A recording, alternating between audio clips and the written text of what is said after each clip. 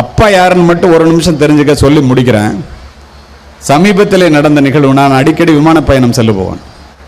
168 பயணிகளை சுமந்து கொண்டு ஒரு விமானம் மத்தியதரை கடலுக்கு மேலே 35,000 அடி உயரத்திலே பறந்து கொண்டிருக்கிறது. திடீரென்று வெடிச்சத்தம், புகை மண்டலம், மரண ஓலம். காக்பிட்ல இருந்து பைலட் வந்து மத்தியதரை கடல்ல விழ போறான், எல்லாரும் லைஃப் ஜாக்கெட்டை போட்டுக்கிறாங்க. நடந்த நிகழ்வு, கதையல்ல நிஜம். அவசர அவசரமா எல்லாரும் லைஃப் ஜாக்கெட்டை போடுறான். 20,000 அடி உயரத்துக்கு வந்துருச்சு.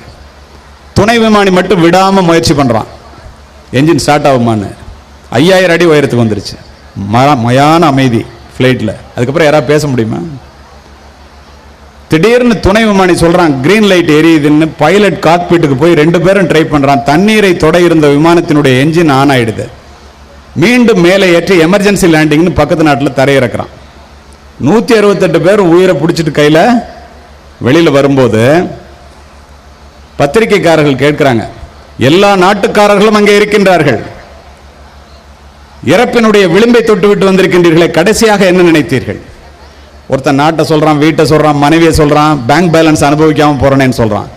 ஆனா என்னுடைய பிள்ளைகளை அனாதையாக விட்டு விட்டு இறக்கப் போகிறோமே என்று கதறி கதறி அழுதேன் என்று பதிவு செய்த 11 பேரும் இந்திய தந்தைகள் என்பதை மனதிலே பதிவு வைத்துக் கொள். பிறப்பு ஒரு சம்பவமாக இருக்கலாம், இறப்பு ஒரு சரித்திரமாக இருக்க வேண்டும்.